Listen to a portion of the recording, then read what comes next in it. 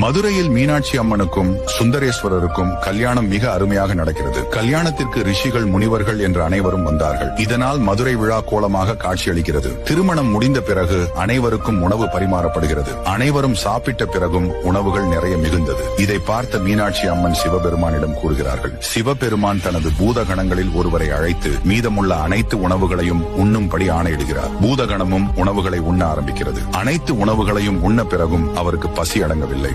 வேலையாட்களும் உணவுகளை சமைத்துக் கொடுக்க மறுபடியும் உண்ண ஆரம்பிக்கிறார். ஆனால் பூத கணத்தின் பசி அடங்கவில்லை. இதை பார்த்த மீனாட்சி அம்மன் சிவபெருமானிடம் கூறுகிறார்கள். சிவபெருமான் தனது திருசூலத்தினை தரையில் அடித்து ஒரு குழியிலிருந்து உணவுகளை வரவைக்கிறார். அந்த உணவை பூதகணம் உண்ணவுடன் அவருக்கு பசி தீர்ந்தது. பிறகு தண்ணீரினை அருந்த ஆரம்பித்தார். அனைத்து நீர்களும் தீர்ந்தத போதும் அவருக்கு தாகம் அடங்கவில்லை. இதனால் சிவபெருமான் தனது தலையினை கீழே அசைத்து கங்கை நீரை தரையில் விடுகிறார். பூதகணம் அதை கைகளை வைத்து பருகியவுடன் அவருக்கு தாகம் தீர்ந்தது. இப்படி பூதகணம் கை வைத்து தாகம் தீர்ந்ததால் அந்த நதிக்கு வைகை என்று பெயர் வந்தது. மேலும் மீனாட்சி சுந்தரேஸ்வரர் கல்யாணத்தில் தான் வைகையை உருவானது.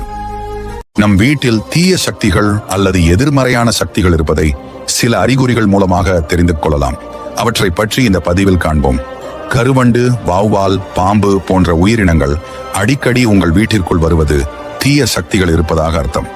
கண்ணாடி அடிக்கடி உங்கள் வீட்டில் உடைகிறது என்றால் அந்த வீட்டில் தீய சக்திகள் இருப்பதாக அர்த்தம்.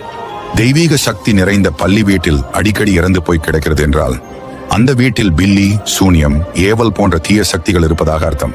வீட்டிலிருந்து கெட்ட வாடை எந்நேரமும் வீசிக்கொண்டே இருக்கும். வீட்டில் உள்ளவர்கள் எப்போதுமே சோர்வாகவே உணர்வார்கள். இவை அனைத்துமே வீட்டில் எதிர்மறை சக்திகள் இருப்பதற்கான அறிகுறிகளாகும். எதிரிகளை கூட தைரியம் கொண்டு அழித்து விட முடியும். ஆனால் ஏமாற்றத்தை தந்த இதயத்தை எந்த ஒரு முயற்சியும் கொண்டும் மறந்துவிட மட்டும் முடியாது.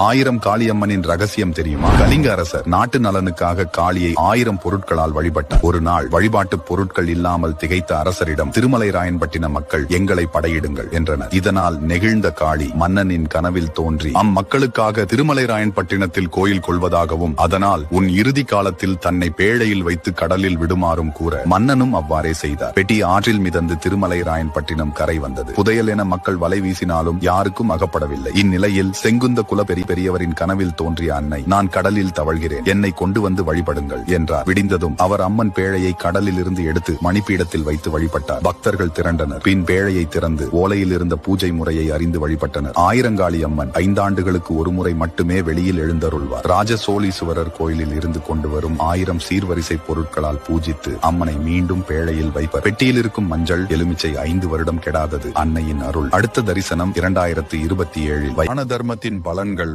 என்ன தெரியுமா? தேங்காய் தானம் எடுத்த காரியங்களில் வெற்றி கிட்டும். அன்னதானம் கடன் தொல்லைகள் நீங்கும். அரிசி தானம் முன்ஜென்ம பாவங்கள் விலகும். ஆடைகள் தானம் சுகபோக வாழ்வு அமையும். பால் தானம் துன்பங்கள் விலகும். நெய் தானம் பிணிகள் நீங்கும்.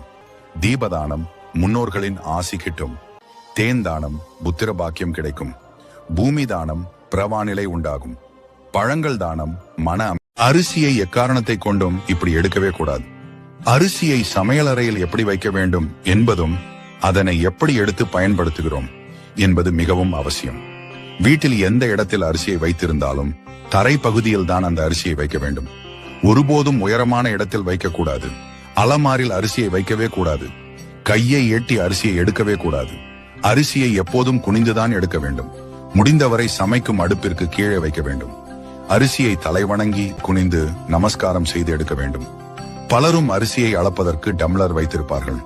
முடிந்தவரை ஆழாக்கு, மரக்கா அல்லது படி போன்றவற்றை பயன்படுத்துங்கள். படியில் எப்போதுமே 4 அரிசி இருக்க வேண்டும். ஒருபோதும் படியை காலியாக வைக்க கூடாது. படி அரிசி பானையில் உட்புறம் இருக்க வேண்டும்.